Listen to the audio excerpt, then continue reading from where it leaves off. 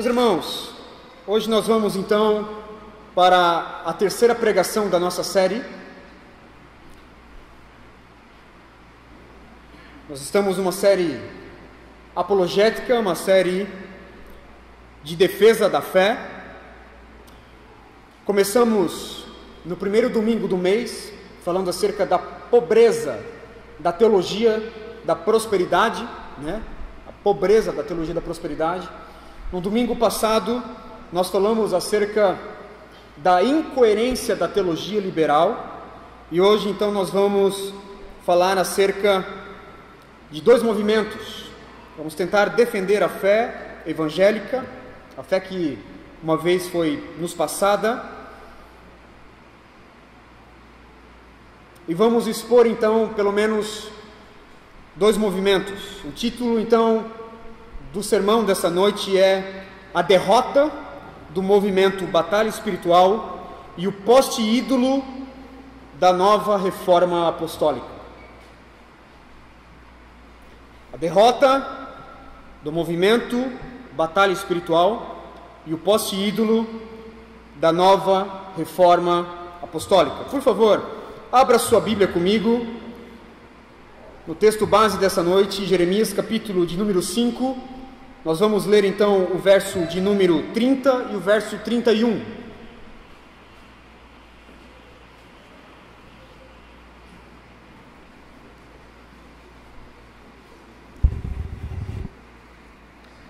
Jeremias, capítulo de número 5, verso de número 30 e 31.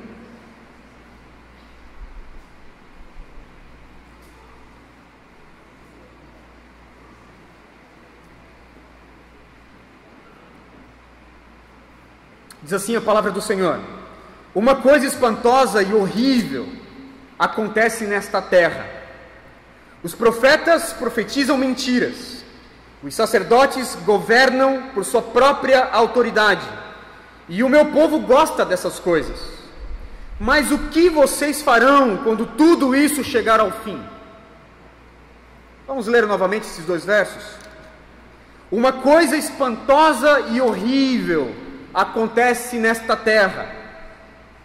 Os profetas profetizam mentiras, os sacerdotes governam por sua própria autoridade, e o meu povo gosta dessas coisas.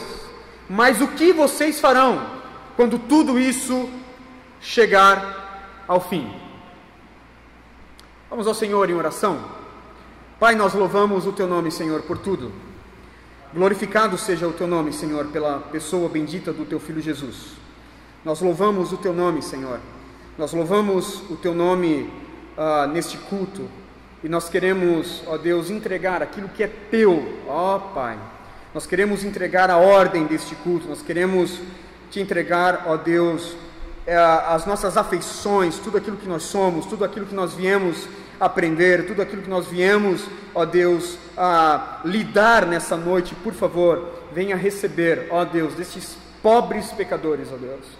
Nós estamos aqui nesta Assembleia Santa, neste culto tão solene, Senhor, para Te cultuar, para aprender contigo, ó Deus, e também para ouvir a Tua palavra.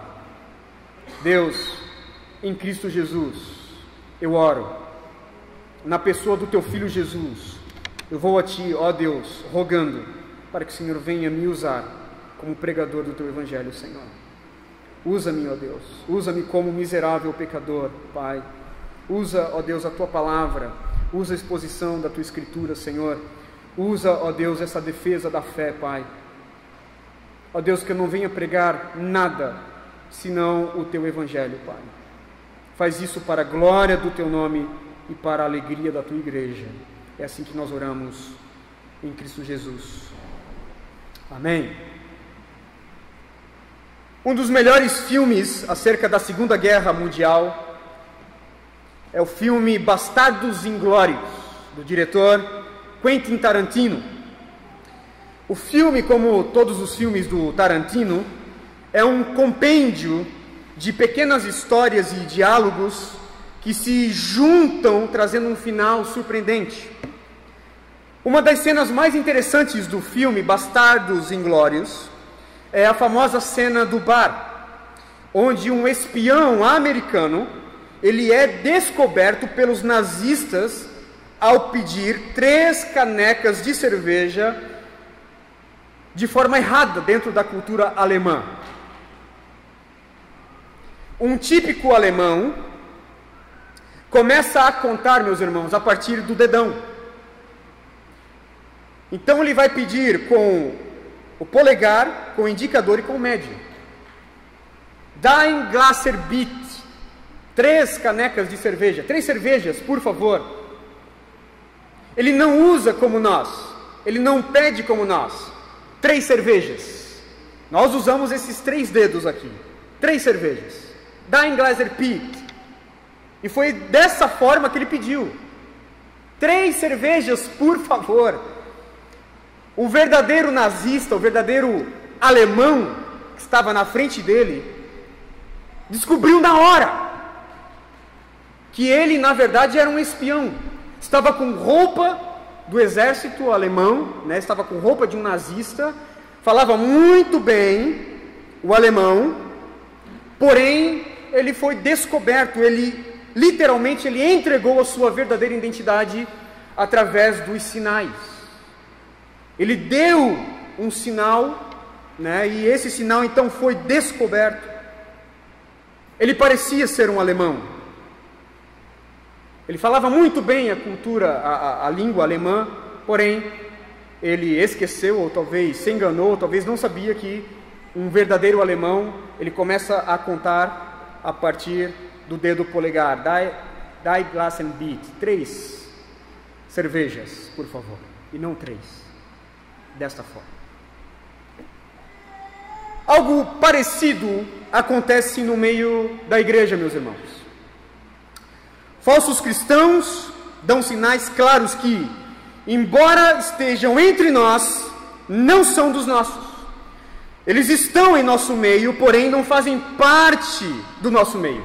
Eles estão na igreja, porém nunca foram regenerados. O que nós precisamos então fazer? Nós precisamos atentar para os sinais. Nós precisamos ficar atentos aos sinais.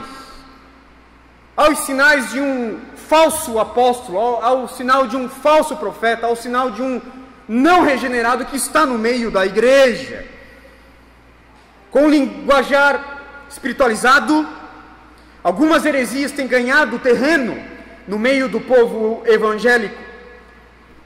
Elas parecem ser cristãs, porém, assim como outras heresias, como nós já temos visto aqui na nossa série, elas deixam sinais e pistas muito claras que nós estamos lidando com aquilo que Paulo chamou de o outro evangelho. Gálatas capítulo 1, verso de número 8. E esse outro evangelho, portanto, que nós vamos analisar nessa noite, é o evangelho dos supercrentes, dos altos denominados apóstolos e profetas modernos, verdadeiros xamãs cristianizados. Os sinais que este movimento nos mostram revelam as suas verdadeiras identidades, e nós podemos ver simplesmente nos termos cunhados por eles. Certamente você já ouviu falar em cobertura espiritual, pai apostólico, pai geracional, pai de nações. Todos esses são termos extra-bíblicos usados por este movimento, por essas heresias. E como nós vamos ver hoje, esses termos, essas práticas estranhas ao Evangelho, são apenas a ponta de um iceberg profundamente submerso e escondido. O movimento que eu vou expor nessa noite para os irmãos, primeiro, é o movimento da batalha espiritual. E o segundo movimento é o que nós chamamos de a nova reforma apostólica, ou talvez, como você conhece, movimento apostólico e profético. Eu quero expor esses dois movimentos e denunciá-los como uma heresia que está ganhando espaço dentro da igreja brasileira. Na verdade, um é filho do outro, meus irmãos. Quem gerou o movimento Nova Reforma Apostólica foi o movimento de batalha espiritual. E o que nós estamos vendo hoje não é mais o movimento de batalha espiritual, é a Nova Reforma Apostólica. E como bem disse John MacArthur, essa heresia, a Nova Reforma Apostólica, eles erraram gravemente, erraram em cheio no nome. Porque essa heresia não é nova, essa heresia não tem origem apostólica, e tampouco é fundamentada nas doutrinas dos apóstolos. Nova Reforma Apostólica, não é nova, não é reformada, não vem da Reforma Protestante, e tampouco vem também dos apóstolos. A Nova Reforma Apostólica, ela surgiu do empobrecimento e do fracasso do movimento chamado Batalha Espiritual, muito difundido no Brasil nos anos 80 e nos anos 90. O movimento Batalha Espiritual prometeu muito, porém fez muito pouco. Não conseguiu promover as suas amarrações mágicas, não conseguiu amarrar o diabo, tampouco conseguiu sucesso identificando os demônios territoriais, fazendo mapeamento espiritual e por aí vai. O autodenominado apóstolo Peter Wagner encabeçou este movimento como um verdadeiro estadista. Ele escreveu dezenas e dezenas de livros acerca deste movimento da batalha espiritual. Segundo Peter Wagner, as missões não estavam avançando, a igreja não estava crescendo, porque a igreja ela precisava então batalhar contra o diabo e contra então a sua atuação na terra. Peter Wagner lançou muitos livros e influenciou muitas pessoas no Brasil. Por exemplo, talvez pessoas como Valnice Milhomens, né? Talvez você conheça a apóstola Valnice Milhomens, Neuza Itioca, eu ia falar, né, tapioca, alguma coisa desse sentido. Márcio Valadão, Renê Terranova, Jorge Linhares, e até mesmo denominações inteiras. Você pega, por exemplo, a Sara Nossa Terra, que foi gravemente influenciada por esse movimento, e grande ala também dos batistas. Foi esse movimento, o movimento de batalha espiritual, que difundiu ideias estranhas ao Evangelho, como quebra de maldições hereditárias, possessão demoníaca de crentes, amarrações de demônios territoriais e geográficos, experiências de supostos arrebatamentos ao céu e ao inferno, né? Você pega pessoas ali desse movimento, foram 30 vezes para o céu, 50 vezes para o inferno, dá quase para abrir uma agência, né, de turismo, né, do céu e do inferno. E recentemente, é interessante, eu mandei um vídeo para o irmão Paulo, uma apóstola, apostila, epístola, não sei, uma mulher no púlpito de uma igreja, falando, né, numa conferência de batalha espiritual, e falando acerca de discos voadores, meus irmãos, de reptilianos, dizendo que os discos voadores não vêm do céu, eles vêm então debaixo da terra. Todo esse movimento, 90% deste movimento vem de experiências pessoais. E os outros 10% são de textos que essa teologia, né, ela tenta então distorcer, ela usa como pretexto totalmente fora de contexto para embasar essas supostas experiências. E bem da verdade é que nós estamos em guerra. É uma verdade bíblica. A guerra espiritual, ela existe. O que eu estou denunciando nessa noite não é a batalha espiritual, mas um movimento herético que se utilizou desse termo, desse conceito bíblico chamado batalha espiritual. De fato, a batalha espiritual, ela existe, meus irmãos.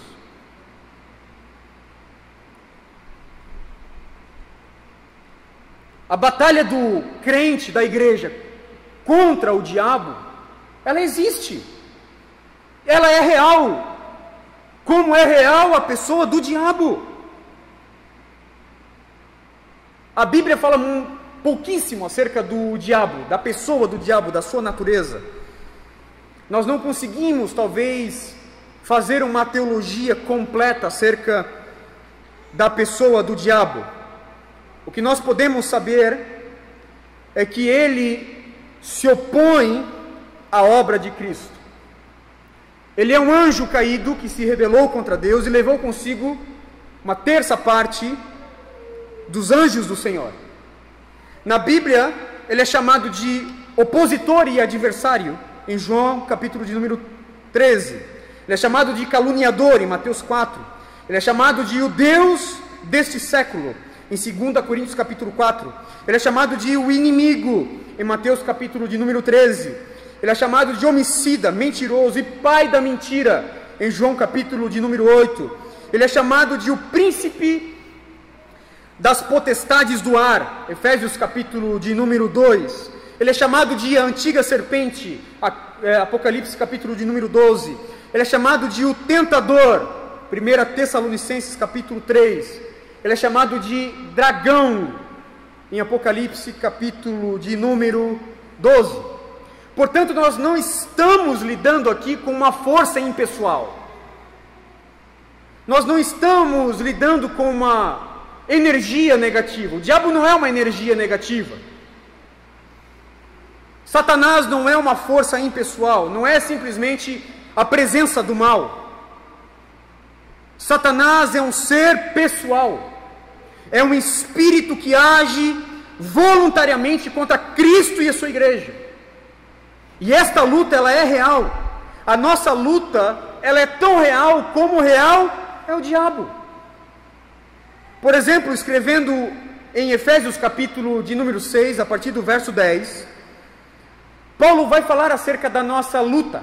Ele vai dizer o seguinte: finalmente, fortaleçam-se no Senhor e na força do seu poder. Vistam toda a armadura de Deus para poderem ficar firmes contra as ciladas do diabo. Pois a nossa luta não é contra os seres humanos, mas contra os poderes e autoridades, contra os dominadores desse mundo de trevas, contra as forças espirituais do mal nas regiões celestiais.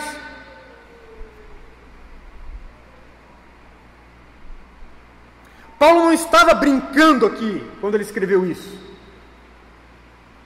Ele sabia da existência, da realidade de Satanás. E de fato a igreja, ela está em guerra contra as hostes espirituais do mal. Porém, nós temos os meios eficazes para esta batalha, para esta guerra, que é muito diferente deste movimento, do movimento de batalha espiritual. Como nós batalhamos nessa guerra? Como nós enfrentamos o diabo? Como nós podemos perseverar nesta luta contra as hostes malignas?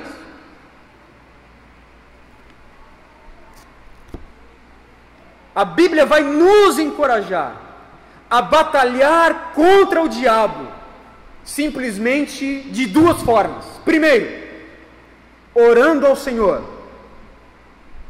Segundo, resistindo ao diabo. Nós não lutamos contra Satanás fazendo mapeamento espiritual. Nós não lutamos contra o diabo dizendo: eu te amarro, eu te repreendo. Nós não lutamos contra o diabo, por exemplo, demarcando território, como este movimento fez em nossa cidade, quando alguns pastores saíram pelos 4 cantos da nossa cidade, estou falando de Joinville, para urinar, literalmente urinar, nos cantos da nossa cidade, a fim de demarcar o território. Que loucura!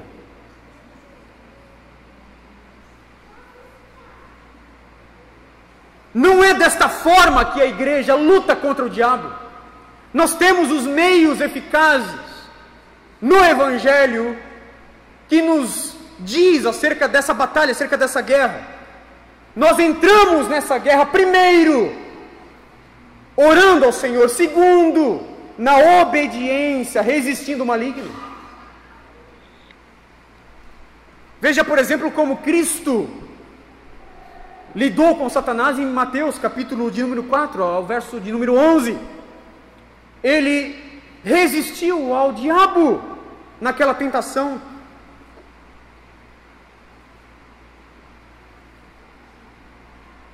O mesmo com o apóstolo Paulo. Por duas vezes. E aí o texto é 1 Tessalonicenses, capítulo de número 2, verso de número 17. E em 2 Coríntios, capítulo de número 12, nós temos duas ocorrências que Satanás atrapalhou o ministério do apóstolo Paulo. Por duas vezes Satanás estava ali, atacando o apóstolo dos gentios, o apóstolo Paulo.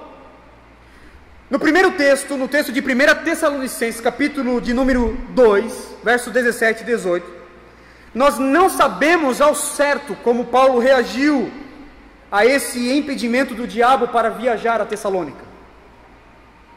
Paulo, ele escrevendo na sua primeira epístola aos Tessalonicenses, ele vai dizer isso, que o diabo o atrapalhou, que o diabo o impediu de visitar a igreja em Tessalônica. Nós não temos ao certo o que ele fez, mas por certo nós precisamos, podemos com toda certeza afirmar que ele orou ao Senhor. O que nós temos certeza é que Paulo, o texto não diz que Paulo amarrou, repreendeu, desafiou, ou mesmo deu uma ordem de comando ao diabo. Você não vê isso.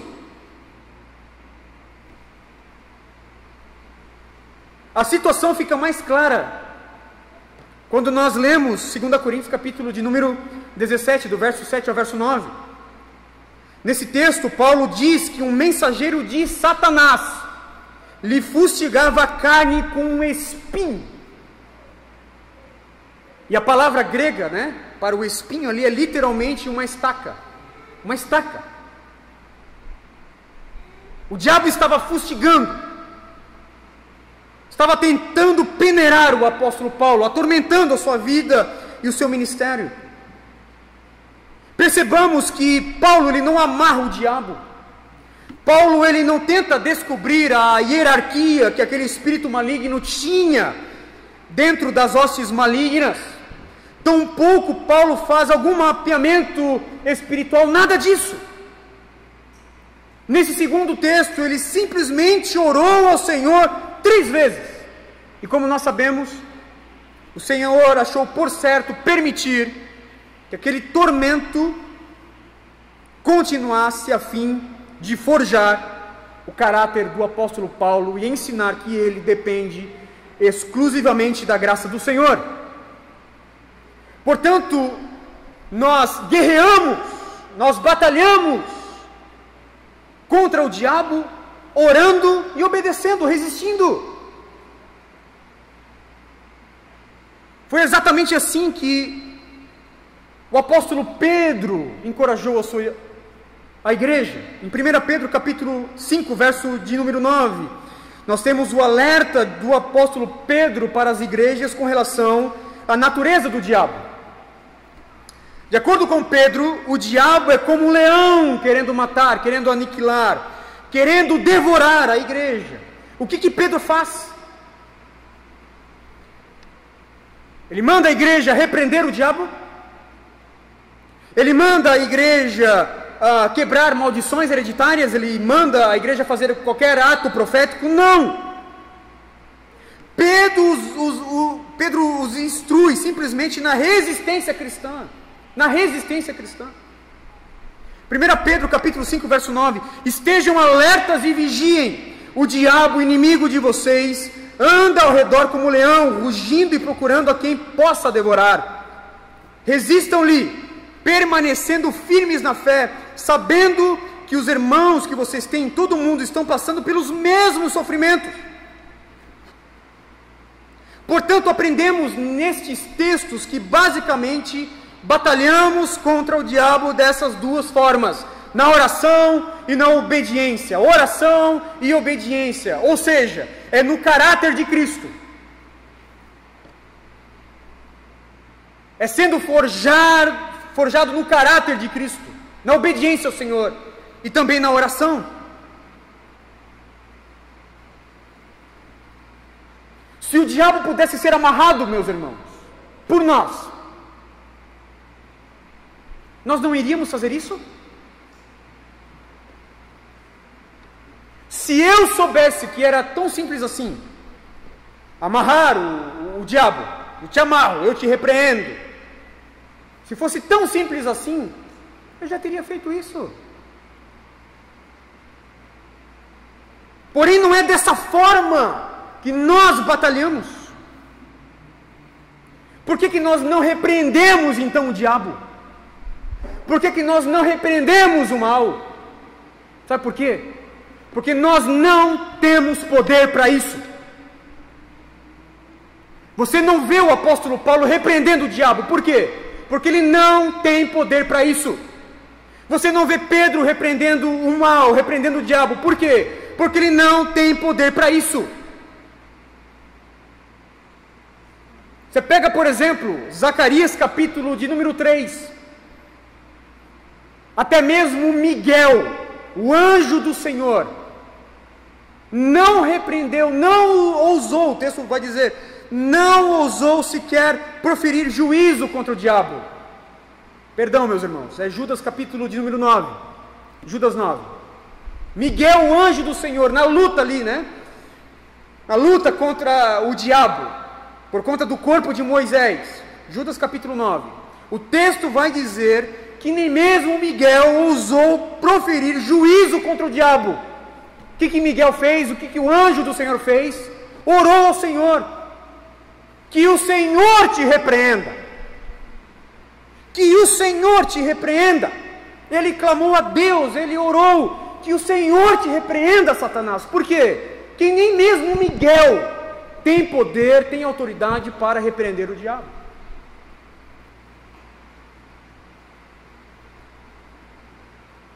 O mesmo nós podemos ver em Zacarias, esse é o texto, capítulo de número 3. Quem pode repreender o diabo? Somente o Senhor. Somente Deus. Somente Cristo pode repreender o diabo.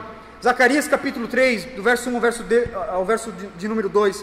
Deus me mostrou o sumo sacerdote Josué, o qual estava diante do anjo do Senhor, e Satanás estava à mão direita dele, para se lhe opor. Mas o Senhor disse a Satanás: o Senhor te repreenda, ó Satanás, sim, o Senhor, que escolheu a Jerusalém, te repreende. Não é este um tição tirado do fogo? O único que pode repreender Satanás, o diabo, é o Senhor. Nós não temos poder para isso. Pegue, por exemplo, nos últimos 30 anos, esse movimento Batalha Espiritual. Quantas e quantas vezes eles amarraram o diabo? E por que ele continua solto? É interessante isso. Por que ele está solto ainda?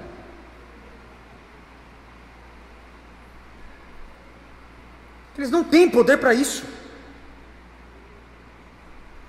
John MacArthur, comentando o fato de pastores se aventurarem como verdadeiros caça-fantasmas, né? Essa que é a verdade. Ele vai dizer o seguinte: a verdade é que essas pessoas não têm ideia do que estão fazendo. Todas as suas palavras contra o diabo não surtem qualquer efeito. Nós não podemos repreender Satanás, mas podemos clamar a Deus e pedir-lhe que repreenda o diabo. Mas nós não podemos dizer: Satanás, eu te repreendo. Porventura ele dirá: fui repreendido.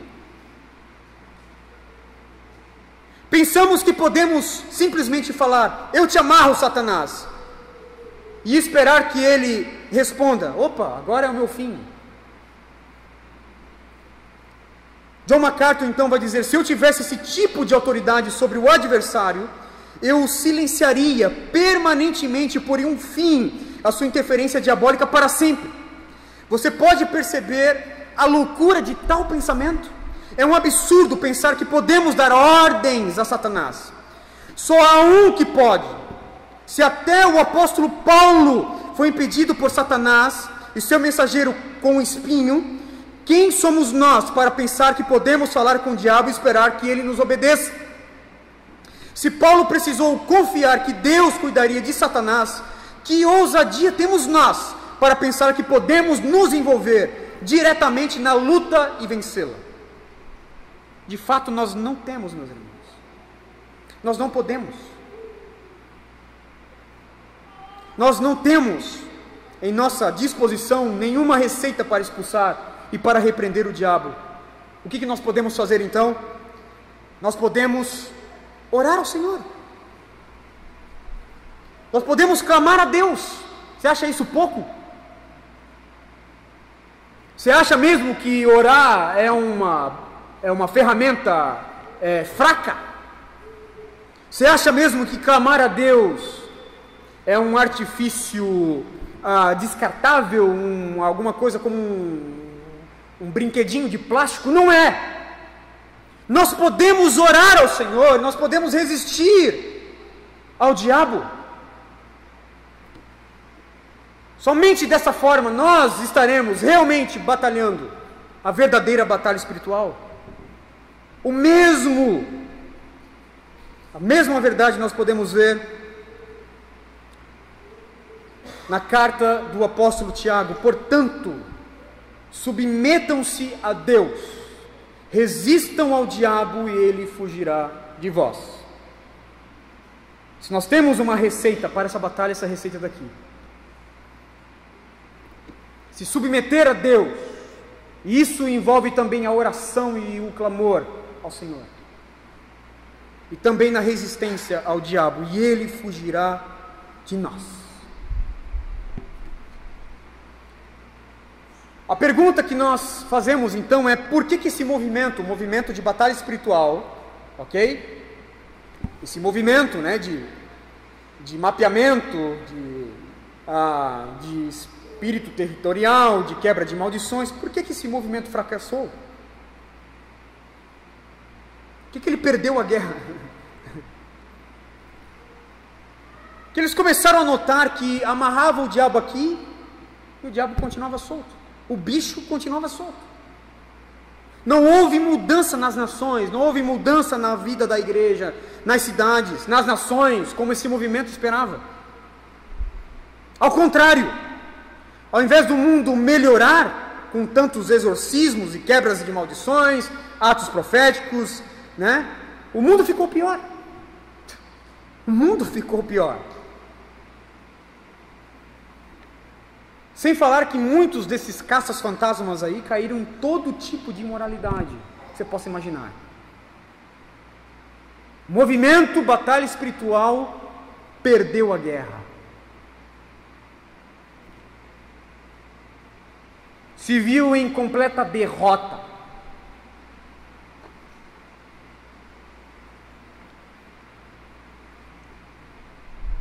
Porém, uma luz piscou na cabeça daquele camarada lá que foi o estadista desse movimento.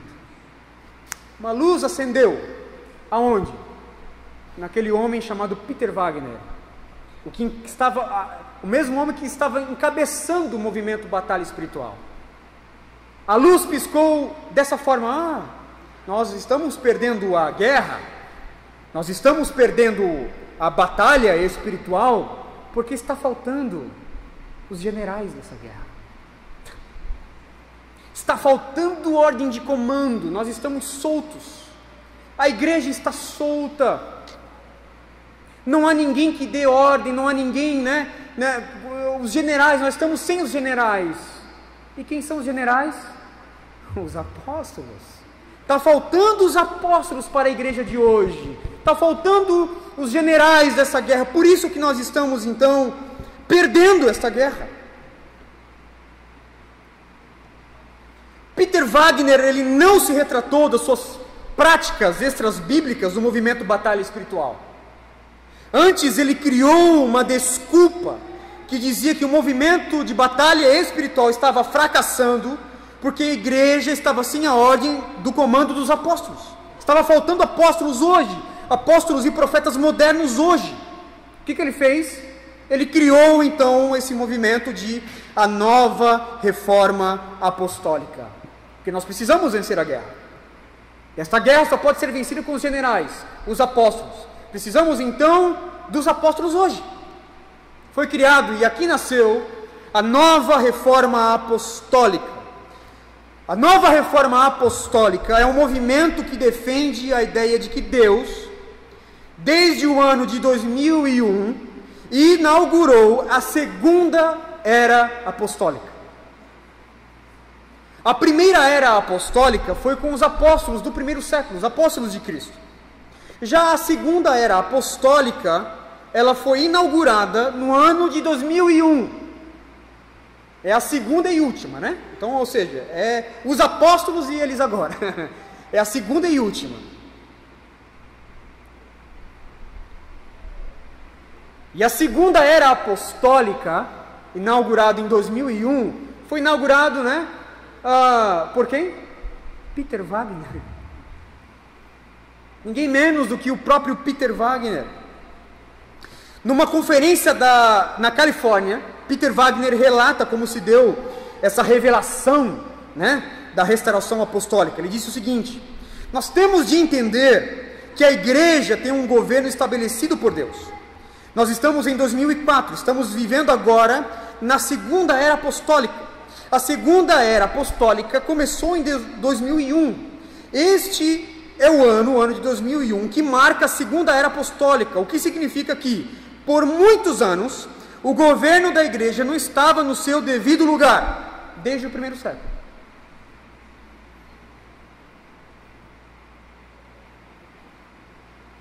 Segundo Peter Wagner, o que surpreende nessa nova era apostólica é a reafirmação não somente do dom de apóstolos que encontramos no Novo Testamento, mas também do ofício de apóstolo.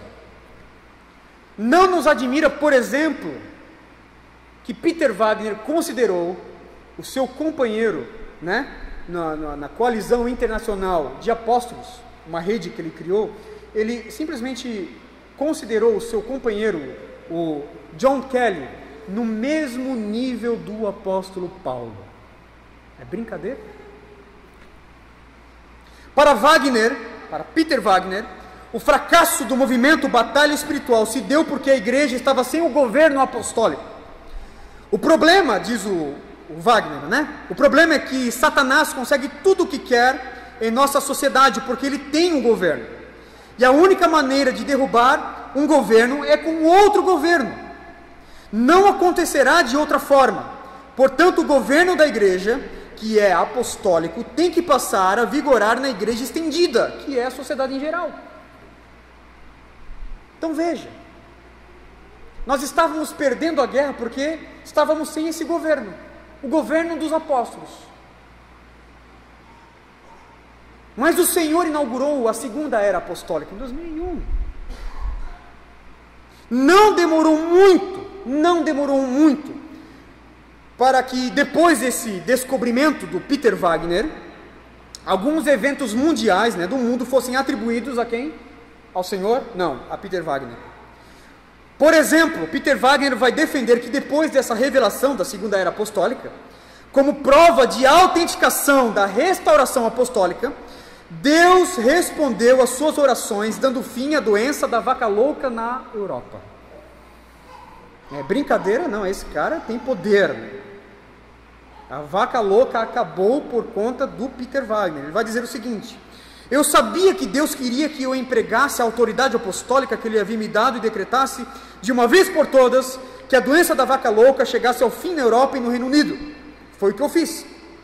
Era o dia 1º de outubro de 2001.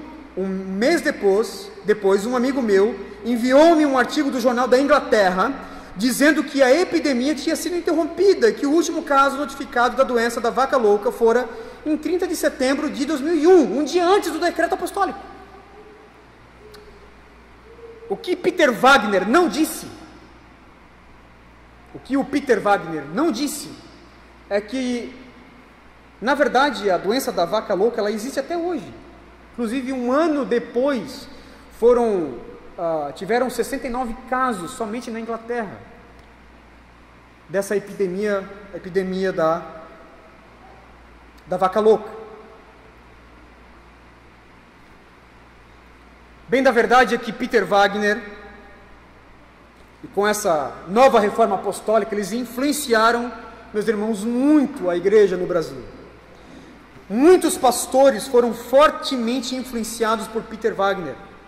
Um deles foi também um outro, auto-intitulado apóstolo Rony Chaves, da Costa Rica.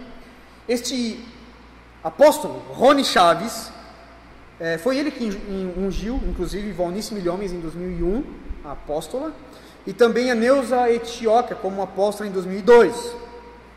Chaves também afirma que depois de jejuar 50 dias, foi ordenado por Deus a criar um movimento chamado de a Rede de Cobertura Apostólica Internacional. E esta rede, a rede criada então pelo Rony Chaves, ela teve grande influência no Brasil, meus irmãos. Foi ela, através do movimento G12, que influenciou muitos pastores e muitas igrejas a entrar nesse movimento profético e apostólico, da segunda era apostólica, segundo Peter Wagner. Então, muitas redes de apóstolos foram criadas no Brasil. O Augusto Nicodemos, ele vai dizer que somente um apóstolo está sozinho, ele não faz parte de nenhuma rede, que é o apóstolo Valdomiro. O Nicodemos diz que ele saiu em carreira solo, ele não faz parte de nenhuma rede de apóstolos.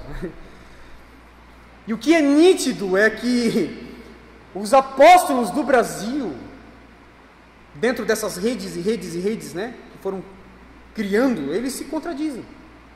Um contradiz o outro, um apóstolo contradiz o outro. Como bem diz o ditado, é muito cacique para pouco índio. Por exemplo, Neuza Etioca, Valnice Milhomes e outros vai dizer que a era apostólica começou em 2001. Já o René Terranova, patriarca, que foi ungido patriarca, imagina aí. Tá? Quando você for orar, não esqueça dele. É Deus de Abraão, Isaac e Jacó e apóstolo Terranova, ele é patriarca também, tá certo? Ele vai dizer que o apostolado no Brasil iniciou em 2006, não em 2001. Então eles vivem se contradizendo, cada um, puxando sardinha para a rede que encabeça. Nós não sabemos os detalhes de cada rede apostólica dessa, e tudo o que se passou na criação dessas redes, mas o que nós podemos saber com toda certeza que o Evangelho nos dá é que todos estes são falsos apóstolos, são falsos profetas, todos eles.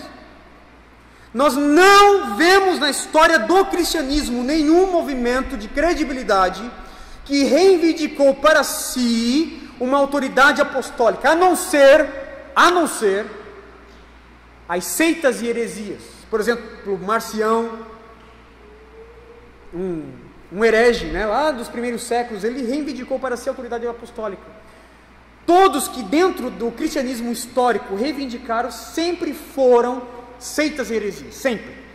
Você não vê nenhum ministério, nenhum homem, usado pelo Senhor reivindicando tal coisa. Tal como os falsos apóstolos do primeiro século, que tinham aparência de piedade, mas negavam o poder de Deus, os apóstolos e profetas modernos precisam ser combatidos e denunciados pela igreja, porque eles aparentam ter piedade, mas não têm. Eles parecem ser espirituais, mas não são. Eles parecem ser irmãos em Cristo, mas não são. Portanto, nós precisamos identificá-los pelos sinais. Nós precisamos identificar esses homens pelos sinais. E esses sinais são sinais, obviamente, doutrinários. Não foram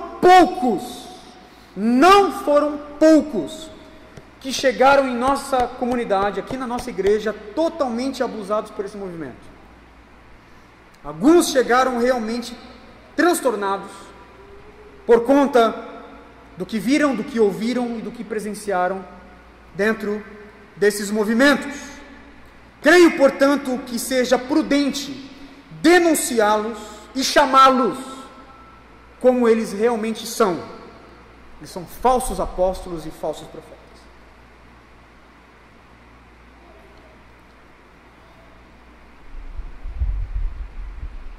Como nós podemos afirmar isso? Eu estou indo contra redes e redes e redes de apóstolos, né? Eu preciso ter certeza do que eu estou falando. Como eu posso ter essa certeza? Olhando para o Evangelho. Esses homens são falsos apóstolos e falsos profetas pelas seguintes razões. Primeiro, esses homens não possuem credenciais, eles não possuem credenciais bíblicas para o ofício apostólico e profético. Eles não possuem essas credenciais do Evangelho para o ofício apostólico e profético. Os apóstolos de Cristo não eram homens comuns, meus irmãos, pelo menos depois de comissionados por Cristo e também no que tange a natureza do ofício apostólico que esses homens receberam no chamado por Cristo. Eles não eram simplesmente, homens com uma paixão de evangelizar, não. Todos eles foram escolhidos para serem a base de toda a cristandade. E obviamente que esses homens escolhidos pelo próprio Cristo carregam credenciais únicas. Como? Primeiro, eles foram testemunhas oculares da ressurreição de Cristo. Ok? Um verdadeiro apóstolo, como os apóstolos tão somente do primeiro século, os apóstolos de Cristo, eles testemunharam de forma ocular a ressurreição de Cristo. Eles foram testemunhas oculares da ressurreição de Cristo. Era a primeira característica para o chamado apostólico. Precisava ter essa experiência ocular, que Cristo realmente ressuscitou. E todos os 12 tiveram essa experiência. Paulo depois, que ele diz que ele é um apóstolo, meio que criado ali como se fosse dentro de uma outra categoria, também teve uma experiência com Cristo ressurreto, indo para Damasco. Todos eles deveriam ter essa experiência do Cristo ressurreto. Segunda credencial apostólica, todos foram comissionados e nomeados pessoalmente pelo próprio Jesus. Não deveria ter tão somente a experiência de ver o Cristo ressurreto. Outras pessoas viram. Por exemplo, o Evangelho vai nos dizer que 500 irmãos, de uma só vez, viu o Cristo ressurreto. Porém, somente os 12 viram e foram comissionados e nomeados pessoalmente pelo próprio Jesus. Terceiro, esses homens eram capazes de autenticar a nomeação apostólica com sinais miraculosos. Esses homens tinham esse poder, essa autoridade de autenticar essa nomeação apostólica vindo de Cristo com sinais miraculosos. Não era simplesmente um dom de cura, não era simplesmente orar para Deus fazer, não. Era o seguinte: eu não posso ir, mas leva aqui meu lenço que a pessoa vai ser curada. Estou falando desse tipo de autoridade. Eu estou falando de autoridade, por exemplo, eu não tenho ouro, não tenho prata, levanta e anda agora. Eles tinham autoridade para isso, e isso autenticava a sua nomeação apostólica, sinais e maravilhas. Quarto, eles tinham autoridade como agentes da revelação de Deus, inclusive para escrever as epístolas inspiradas. Ser um apóstolo de Cristo é ter essa autoridade, por exemplo, para escrever epístolas. Esses homens de hoje, eles se autodenominam apóstolos. Você tem coragem mesmo de, por exemplo, sei lá, ir contra um apóstolo? Você tem coragem, por exemplo, de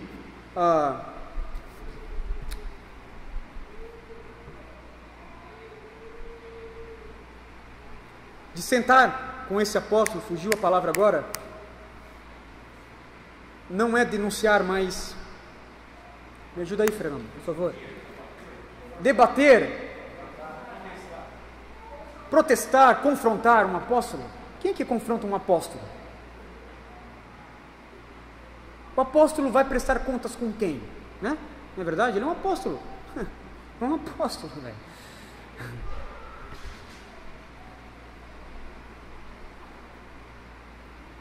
A quinta credencial que somente um apóstolo de Cristo, na escola dos 12, somente eles tiveram. Eles formaram a base da igreja. Eles formaram o fundamento de toda a cristandade. Você pega, por exemplo, Efésios capítulo 2, 20, um texto que os apóstolos modernos, eles gostam de usar, né, como texto, base, para defender que tem apóstolos hoje. Efésios 2,20 vai dizer o seguinte: edificados sobre o fundamento dos apóstolos e profetas, tendo Jesus Cristo como pedra angular, no qual todo edifício é ajustado e cresce para tornar-se um santuário santo no Senhor. Então eles pegam esse texto, né, que a igreja ela é fundamentada nos apóstolos e profetas, para dizer o seguinte: olha, a igreja ela é fundamentada nos apóstolos e profetas, então deve existir apóstolos e profetas hoje. Não! Quando o texto diz que a igreja está sobre o fundamento dos apóstolos e profetas, está dizendo que os apóstolos de Cristo e a mensagem profética do Antigo Testamento fundamentaram de uma vez por todas a cristandade, a igreja. Inclusive, isso é muito... a gente consegue ilustrar isso. Quando você vai fazer uma casa, por exemplo, o fundamento é onde? É onde? É na laje? O fundamento é num piso superior?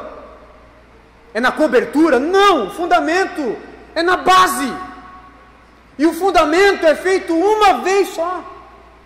Você não repete isso, não repete no primeiro andar, no segundo andar, não se repete na segunda era apostólica. Nós não precisamos desses homens. Por quê? Porque a igreja está fundamentada sobre os apóstolos e profetas. O fundamento é construído uma vez somente. Portanto, nós temos essas verdades aqui de um verdadeiro apóstolo. Eles precisam ter essa experiência da ressurreição de Cristo. Segundo, eles devem ser comissionados e nomeados pelo próprio Jesus. Terceiro, eles devem ser capazes de autenticar a nomeação apostólica com sinais e maravilhas. Quarto, eles precisam ter autoridade, eles precisam ser agentes de Deus para escrever epístolas. E quinto, eles precisam formar a base da igreja. Ora, haja vista que ninguém hoje atende essas qualificações, nós não temos dúvida de que apóstolos e profetas não existem na igreja hoje. Simples assim. Eu não estou falando aqui, por exemplo, do dom da profecia. Eu sou continuista, eu acredito no dom da profecia, mas pessoal, nós não temos como igreja, como corpo, como cristandade, nós não temos mais palavra de revelação para nós. Nós já temos a Escritura do Senhor. Nós já temos a Bíblia. Ela é suficiente para nós. Agora, eu creio sim que alguém pode ser usado por Deus para uma profecia muito em particular. Felipe, Deus está te falando assim, assim, assim. Creio que vai acontecer assim, assim, desta forma. Eu creio nisso. Mas uma palavra de revelação para a igreja, uma palavra de revelação o que a igreja precisa fazer para o ano de 2018. Esses aqui são os passos. Pelo amor de Deus. Nós já temos os apóstolos de Cristo. Nós já temos os profetas. Todos eles profetizaram de forma infalível. Os apóstolos de Cristo e os profetas, as suas cartas e os seus escritos do Antigo Testamento são todos eles suficientes para nós. Nós não precisamos desse movimento apostólico e profético. Porém, eles são falsos por uma segunda razão.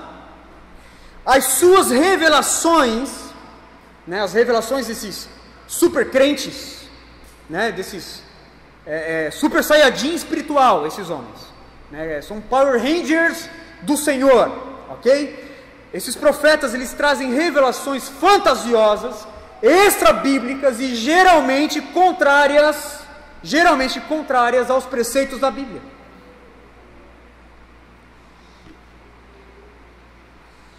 As novas revelações destes falsos profetas, deste movimento, possivelmente seja a parte mais preocupante deste movimento, meus irmãos.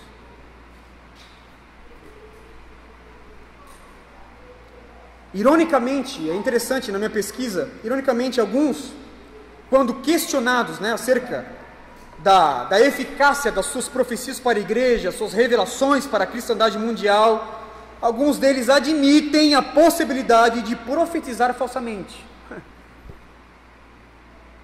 Quando questionados sobre a inerrância e a natureza infalível da profecia, eles admitem, não, nós podemos profetizar falsamente.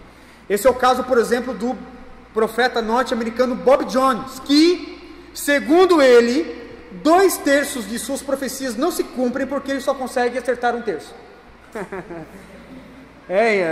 Tá vendo? Na melhor das hipóteses, a cada 3 ele acerta uma. Que absurdo! A discrepância entre esses profetas e os verdadeiros profetas da Bíblia é uma discrepância, é uma diferença muito grande, meus irmãos. Você pega os verdadeiros profetas do Antigo Testamento, eles eram verdadeiros bocas do Senhor. Assim diz o Senhor. Assim diz o Senhor. Não titubeavam nas palavras, não falavam as suas palavras na possibilidade, na especulação de que aquelas palavras poderiam errar, 1/3. Poderiam errar de 3, eu posso acertar só uma. Não! Eles eram verdadeiros pregadores da verdade do Senhor. As suas profecias, as suas palavras, não eram com base em especulações, palpites, adivinhações ou clarividência. Era na palavra do Senhor. Era na verdade do Senhor. Lembro-me quando morei em João Pessoa, juntamente com a Nusca, um desses ministérios proféticos, fizeram um evangelismo numa praça pública. Sabe o que eles fizeram? Fizeram uma tenda colorida, totalmente fechada, os 4 cantos da tenda, e convidavam então as pessoas ali daquela praça para entrar na tenda. Para entrar naquela tenda. Lá dentro daquela tenda mística, ok? Estava ali uma mesa e 2 cadeiras, uma em cada lado. Estava lá o pastor então, o profeta do Senhor, com uma venda nos olhos. A pessoa entrava uma por uma. Esse profeta então pegava na mão daquela pessoa e dava ali a sua profecia.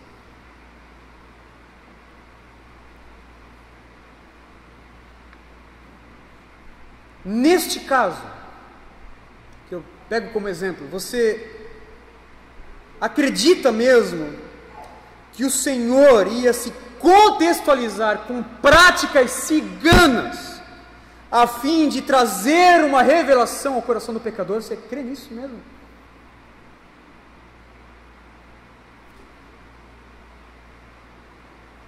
O que aconteceu é que esse ministério fechou as suas portas em João Pessoa, se mandaram para os Estados Unidos.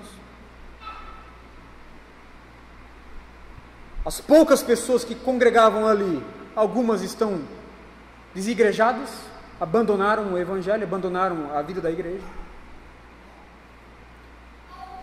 Uma delas reportou à minha esposa que um profeta lá dentro teve a revelação de que as garotas daquele ministério deveriam fazer um voto de não cortar os pelos pubianos. Isso é um absurdo.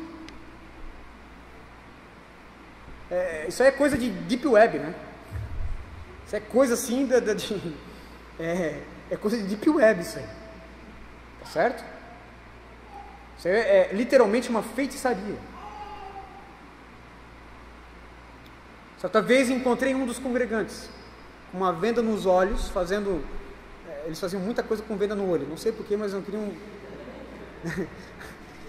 Estava lá o camarada com uma venda vermelha, né? Dizendo o seguinte: eu fiz um voto ao Senhor de ficar 21 dias com os olhos vendados. Eu falei: é mesmo? Deixa eu fazer uma única pergunta: como é que tu vai ler a Bíblia? Bastou uma pergunta. Bastou uma pergunta: como é que tu vai ler a Bíblia? Né? Pela manhã, depois eu soube que o fulaninho tinha abandonado, né, aquela venda. De fato, meus irmãos, um verdadeiro profeta, ele não pode trazer nada novo da parte do Senhor. Por quê? Porque Deus já escreveu toda a sua revelação na palavra.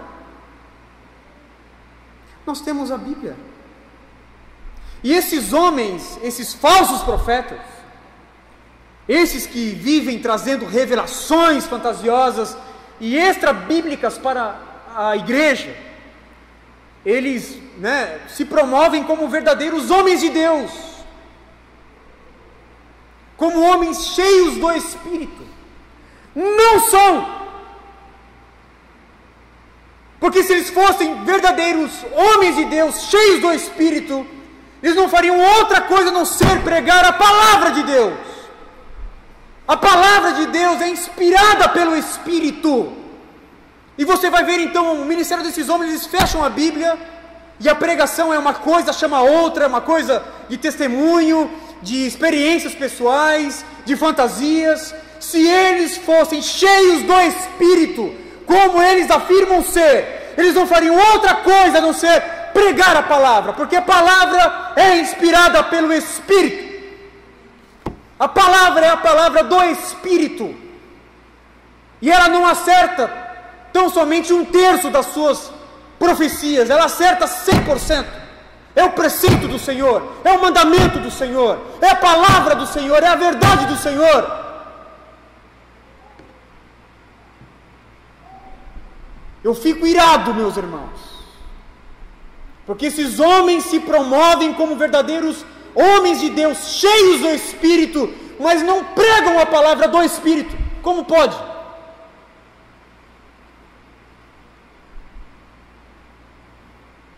São verdadeiros canalhas espirituais. A terceira razão, porque esses homens são falsos, falsos profetas, falsos apóstolos, é que eles denigrem a pessoa do Espírito Santo. Eles denigrem a pessoa do Espírito Santo. Nenhum outro movimento, como o movimento apostólico profético, rebaixou a pessoa do Espírito. Nenhum outro movimento rebaixou mais a pessoa do Espírito Santo como esse movimento apostólico e profético. O Espírito Santo, na boca desses homens, ele é ridicularizado, ele é denegrido, ele é mal compreendido, ele é blasfemado. O Deus Consolador dos fiéis, dos crentes, da igreja, o Deus Consolador, o Espírito Santo que aponta para Cristo, foi rebaixado por experiências, em práticas místicas.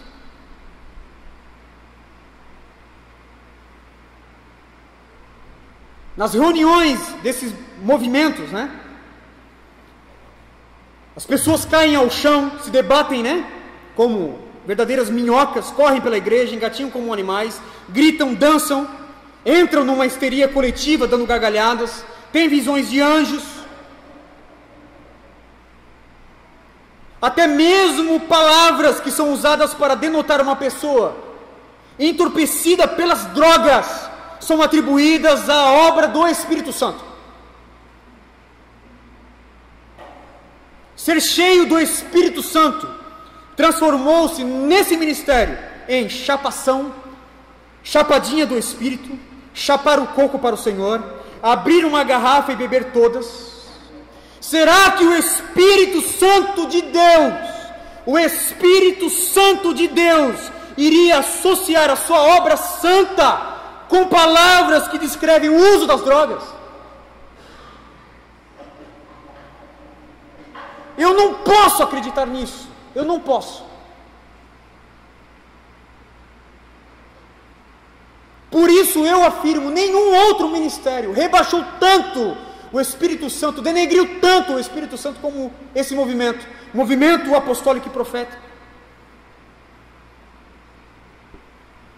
Um dos seus propagadores, auto-intitulado profeta, o nome desse cara é Judá Bertelli. Deus tem um anjo bagunceirinho das igrejas. Não estou inventando isso. E eles ainda têm a cara de pau de publicar isso. Deus tem um anjo bagunceirinho de igrejas. E uma das suas ministrações, o que me surpreende é o título, né, da ministração da pregação. O título é: o Espírito Santo os guiará em toda a verdade. Olha só, veja como é sutil o negócio. O nome da pregação está lá no YouTube: o Espírito Santo os guiará em toda a verdade. Bertelli vai dizer, né, que ele tem um anjo chamado Decantu, um anjo pessoal, é o Decantu. E junto com o Decantu, ele tem uma unção do Jack Chan. Ele dá um golpe e a pessoa cai. É a unção do Jack Chan. Meus irmãos, por favor,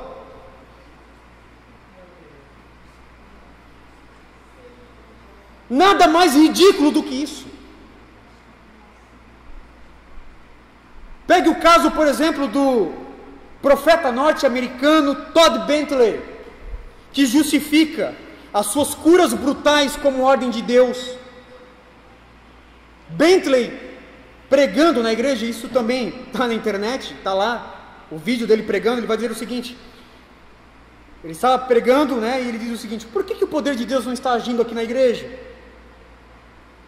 E aí o Bentley, né, pregando, né, disse o seguinte: Deus me disse, porque você não chutou aquela mulher no rosto? E lá estava então uma senhora mais velha adorando o Senhor bem na frente da plataforma. E o Espírito Santo falou comigo, e o dom da fé veio em mim. Ele, o Espírito Santo, disse: chute-a no rosto com o bico das suas botas. Cheguei mais perto e foi assim, bam! E no momento que minha bota entrou em contato com o seu nariz, ela caiu sob o poder de Deus.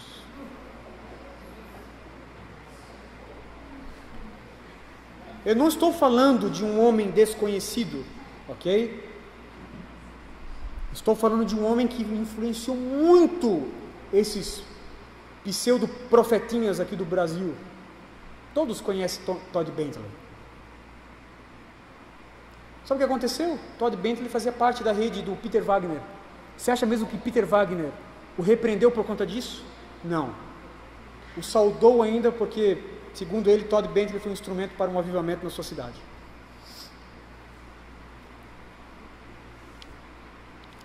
Quarta razão, por que esses homens são falsos?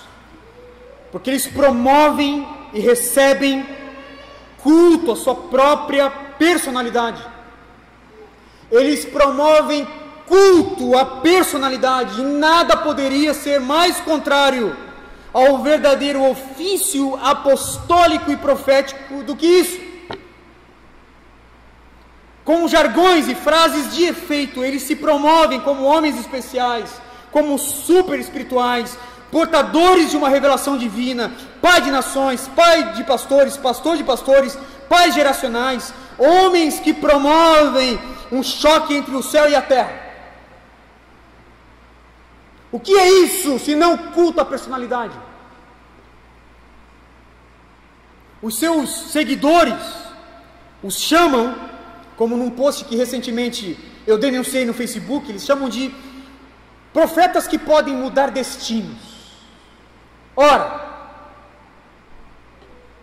se o destino é condicional ao decreto de Deus, uma vez que eu digo que um homem pode mudar de destino, o que é isso senão idolatria e culto à personalidade? Um desses homens, chamado Luiz Hermínio, que também se auto-intitulou apóstolo, da igreja Mevan de Itajaí, disse em uma das suas pregações, está lá no YouTube: eu sou a manifestação de Deus na terra. Eu sou a manifestação de Deus na terra. Eu sou parte de Deus. Deus não vive mais sem mim. É pesado falar isso, igreja, mas é como eu me sinto.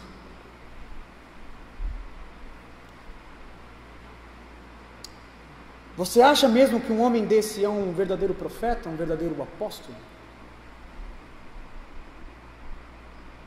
Você pega os exemplos bíblicos dos profetas, você vai pegar, por exemplo, Naamã, a história da cura de Naamã com Eliseu em 2 Reis, capítulo 5. Quando Naamã vai até a casa de Eliseu, levando presentes, a fim de que o profeta pudesse então, ser bajulado, ser reverenciado, a fim de que ele pudesse dar uma cura, dar uma palavra para Naamã. Eliseu nem recebeu esse homem, ficou dentro de casa, mandou um mensageiro, não quis receber nem os presentes de Naamã. Eliseu simplesmente mandou um mensageiro: diz para esse homem se banhar lá no rio. Eliseu foi, se banhou, voltou, desejou ainda receber os presentes, e Eliseu mais uma vez não recebeu. Por quê? A glória é do Senhor, a glória é de Deus. Esse é o caso, por exemplo, de Pedro, na casa de Cornélio, Atos capítulo 10. Cornélio ali se ajoelhou na frente do apóstolo. O que Pedro fez? Levanta, homem, eu sou homem como você, por favor. Você pega, por exemplo, João Batista, importa que ele cresça e eu diminua. Você pega, por exemplo, Paulo e Barnabé em Listra, Atos capítulo de número 14, quando naquela cidade um homem foi curado de uma paralisia. Aquele homem então foi curado, levantou, saiu andando. A cidade então quis reverenciar Paulo e Silas, identificando os dois como deuses. Paulo e Barnabé rasgaram literalmente as vestes. Nós somos homens como vocês.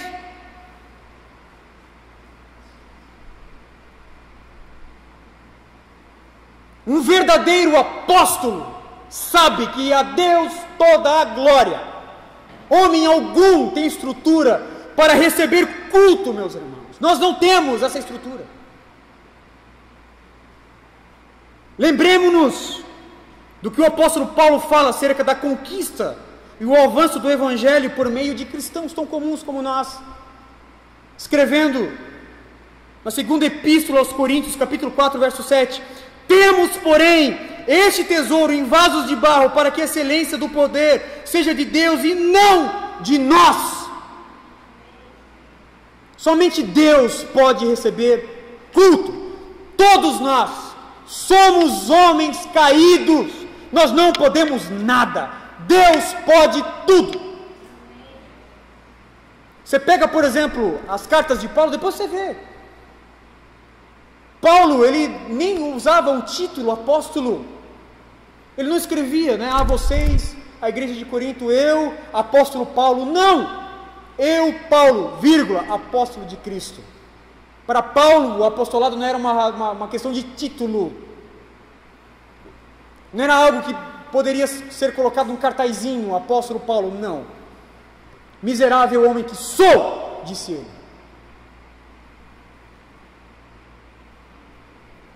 Como identificar então esses homens? Ok, falamos sobre os seus sinais, né? O sinal da falsidade desse movimento. Como nós podemos então identificar um movimento de falsos apóstolos e falsos profetas?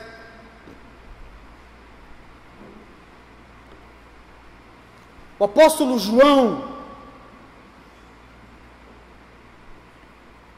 escreveu a partir do capítulo de número 4, meus irmãos. 1 João capítulo 4, ele vai dizer o seguinte, a partir do verso 1, amados, não creiam em qualquer espírito, não creiam em qualquer espírito, mas examinem os espíritos para ver se eles procedem de Deus. Por quê? Porque muitos falsos profetas têm saído pelo mundo. O que o apóstolo João está encorajando a igreja? Examinar todo o ministério, todo o movimento, todo o pastor, toda a palavra, toda a pregação. Qualquer um que sobe num púlpito, que usa um microfone, que está à frente da igreja, que abre a escritura, está dando a cara a tapa. E nós precisamos examinar todo o ministério, toda a palavra, todo o movimento. É interessante que a palavra examinar foi usada no mundo antigo para descrever o processo metalúrgico do teste do minério, a fim de verificar se aquilo era puro ou não. É exatamente isso que nós devemos fazer. Como examinar então? Destaco aqui algumas perguntas básicas que podem nos ajudar neste exame, nessa verificação. Primeira pergunta: esse movimento, ele é ortodoxo? Esse movimento, ele é ortodoxo? Ortodoxia é uma doutrina reta, ok? Uma doutrina justa, fiel. Não tenha medo dessa palavra. Esse movimento, ele é ortodoxo? Eu quero ler, não há necessidade de ler se você desejar, Deuteronômio capítulo 13, verso 1 ao verso de número 5 diz o seguinte, escute isso: se aparecer no meio de vocês um profeta ou alguém que faz predições por meio de sonhos e anunciar a vocês um sinal miraculoso ou um prodígio, e se o sinal ou prodígio de que ele falou acontecer, ele disser, vamos seguir os outros deuses que vocês não conhecem e vamos adorá-lo, não deem ouvidos às palavras daquele profeta ou sonhador. O Senhor, o seu Deus, está pondo vocês para ver se o amam de todo o coração e de toda a alma. Sigam somente o Senhor, o seu Deus, e temam a Ele somente. Cumpram seus mandamentos e obedeçam-lhes. Sirvam-no e apeguem-se ao Senhor, a Ele. O primeiro exame é o exame da ortodoxia. Esse movimento, esse profeta está levando as pessoas à verdade da Bíblia. Esse apóstolo está ensinando as verdades do Evangelho, ou está usando somente as palavras que nós conhecemos? Ou está simplesmente usando o nome de Jesus? Ou simplesmente está usando palavras, sorteadas na Bíblia, fechando as Escrituras, fazendo uma pregação com 30 versos bíblicos, chamando uma coisa a outra? Ou será que ele está realmente pregando, levando o povo a obedecer mais e mais ao Senhor? Portanto, o primeiro exame é o exame da ortodoxia, porque o verdadeiro profeta não vai induzir pessoas ao erro e ao engano em relação à verdade do Senhor. Um verdadeiro profeta, ele é ortodoxo, ele ama a Escritura, ele prega a Escritura, ele prega toda a verdade de Deus. Ele sabe que o único meio da igreja conhecer o Senhor é através da Escritura. Ele vai pregar a Escritura. Ou o profeta, ou o pregador, como bem disse Paulo em Atos capítulo 20 e 27, prega todo o conhecimento de Deus, ou ele é um falso profeta. Não há como ser um profeta e não pregar toda a verdade de Deus. Não basta pregar somente um pouco da verdade. Tem que pregar toda a verdade. Toda a verdade. Não há como ser um verdadeiro profeta e profetizar falsamente. As duas coisas são biblicamente antagônicas. O exame deveria também passar, por exemplo, pelo teste do cumprimento. Porque um profeta não vai profetizar falsamente. Segundo exame, e a segunda pergunta é esta: nestes movimentos, Cristo é exaltado e tem supremacia nas pregações? Faça essa pergunta. Cristo é exaltado e tem supremacia nas pregações? Toda obra do Espírito Santo vai inevitavelmente exaltar a pessoa do Filho. Como bem já disse aqui, o papel do Espírito Santo é testificar acerca de Cristo. Onde Cristo está, o Espírito Santo está agindo. Onde o Espírito Santo está agindo, Cristo é focado, Cristo é evidenciado. Onde o Espírito Santo está, ali tem pregação acerca da encarnação, da obra de Cristo, da obediência, da cruz, da ressurreição, dos atributos. Cristo jamais vai ser menosprezado por um mover místico, por uma experiência mística. Se Cristo não for exaltado e focado, a obra não pode ser do Espírito. Porque onde o Espírito trabalha, Cristo terá sempre a supremacia do culto. Pois esse é o trabalho do Espírito Santo dentro do ministério econômico da Trindade. Ora, os falsos mestres, não tendo o Espírito Santo, diminuem, fazem distorções acerca do Filho, acerca de Cristo. Entendamos de uma vez por todas, Isso não vem do Senhor. Esse tipo de movimento onde a pessoa do Espírito é mais focada do que Cristo, ela não vem do Senhor. Porque o Espírito não ia se auto-evidenciar.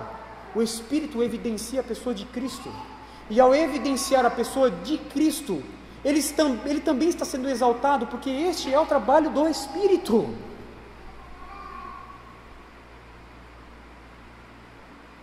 John MacArthur, comentando, vai dizer o seguinte: o diabo procura distorcer e suprimir a verdade sobre o Senhor Jesus. Ele quer desviar a atenção das pessoas do Salvador de toda maneira possível. Uma verdadeira obra do Espírito Santo faz exatamente o contrário. Ela direciona as pessoas para o Cristo bíblico e afirma a verdade do seu Evangelho.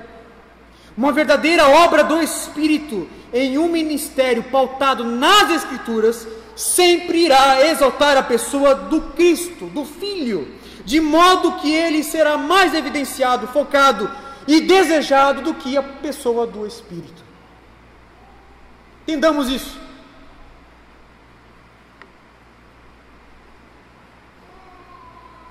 A terceira pergunta, para examinar qualquer movimento, qualquer igreja, qualquer pessoa que se levanta com títulos de profeta e apóstolo.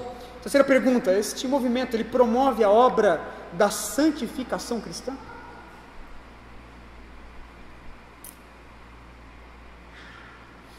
Esse ministério, este profeta, esse apóstolo, ele promove a obra da santificação cristã? É um outro exame que nós precisamos fazer. É a verificação da obra da santificação da salvação. Todo movimento, toda igreja, todo pastor, todo ensino que é embasado nas Escrituras vai postular a obediência do Evangelho.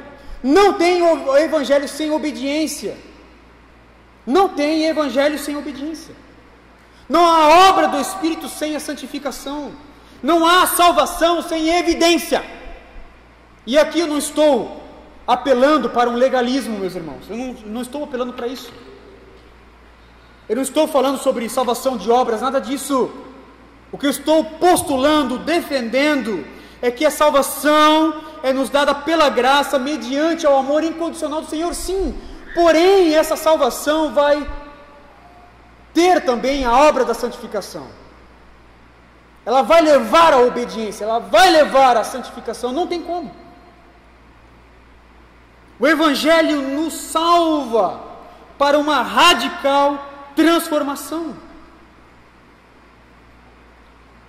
E ao analisar o fruto do movimento apostólico profético, nós veremos casos e mais casos de escândalos morais, de muitos, dezenas e dezenas que vieram a público.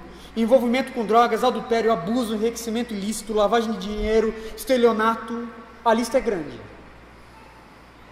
Lhe indico o livro Fogo Estranho, do John MacArthur. Ele dedica um capítulo para, expondo este erro.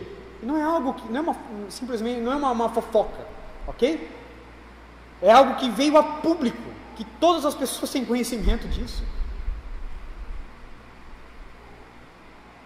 Práticas, como na igreja de Corinto, onde Paulo vai dizer que não costuma ocorrer nem entre os pagãos. Eu e minha esposa, nós conhecemos um homem que foi ungido apóstolo. Estava falando hoje, pela manhã, aqui com o Jonatas e com o irmão Paulo. Frequentava a casa desse homem, apóstolo. Enterrava cinto, enterrava Bíblia, a fim de fazer atos proféticos e tudo mais. Um homem esse é extremamente usado, usado por Deus. E na casa quebrava o pau com a esposa. Cantava mesmo o sarrafo dentro de casa, com a esposa, com os filhos. Depois eu descobri que esse apóstolo, ele fazia todos esses atos proféticos, e eu soube pela família, ok? Ele fazia tudo isso cheirado de cocaína. Cheirado de cocaína.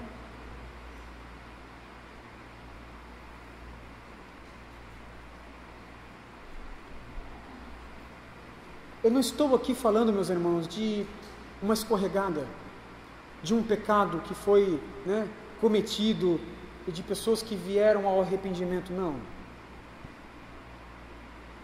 Muitos e muitos desses ficam anos e anos no ministério, vivendo aquele tipo de pecado, na presença de um pecado tão grave como esse. Este exame, ele é necessário. O movimento, ele promove a obediência, ele promove a santificação. Quarto exame, quarta pergunta. Este ministério leva as pessoas a amarem, terem compromisso com as Escrituras. Eu deixei esse exame por último, porém ele não é menos importante, meus irmãos. É o teste do amor às Escrituras. Será que esse movimento promove paixão pela doutrina? Será que ele promove paixão pelas Escrituras? E eu não estou falando de citar textos isolados, não! Eu estou falando de um ministério que ama as Escrituras, que lê as Escrituras, que memoriza as Escrituras, que estuda as Escrituras, que obedece às Escrituras, que lê como os homens de Deus do passado, por exemplo, como os puritanos, como é que eles compreendiam as Escrituras? Será que eles promovem amor pelas Escrituras? Um crente cheio do Espírito Santo, ele será um teólogo por excelência. Ele vai amar a Bíblia. Eu não estou falando aqui de formação acadêmica, estou falando de pessoas que amam a Escritura. Uma pessoa cheia do Espírito vai estudar as Escrituras. Ou seja, ele será um teólogo por excelência. Um homem de Deus jamais vai embasar a sua vida ou ministério em experiências pessoais.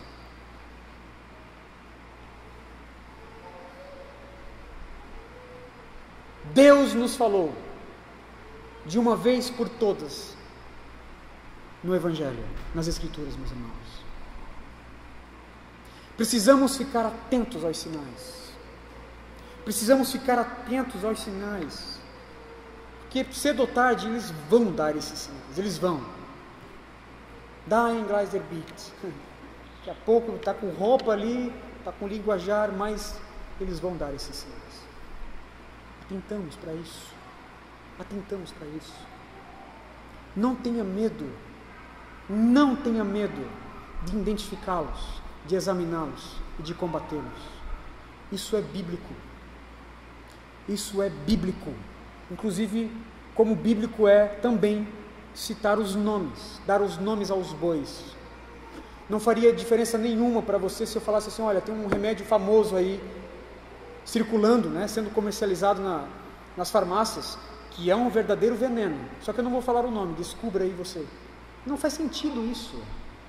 Por isso que Paulo citava o nome desses camaradas.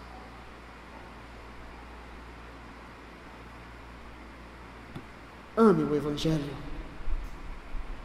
Ame o Evangelho. Ame as Escrituras. Ame a igreja do Senhor. Se dê pela igreja. Dedique a sua